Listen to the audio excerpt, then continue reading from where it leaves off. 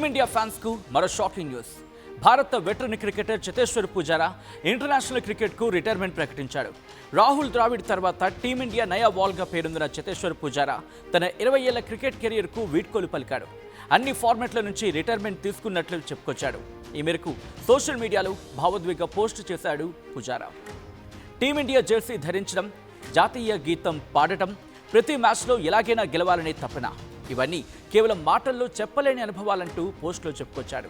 అయితే ఎప్పటికైనా మంచి విషయాలకు ముగింపు పలకాల్సిందేనని, అందుకే అన్ని ఫార్మాట్ల క్రికెట్ నుంచి రిటైర్ కావాలని నిర్ణయించుకున్నట్లు చెప్పుకొచ్చాడు. ఈ సందర్భంగా కెరీర్ ఎదుగుదలకు తోడ్పాటు అందించి తనకు అండగా నిలిచిన ప్రతి ఒక్కరికి ధన్యవాదాలు చెప్పాడు పుజారా.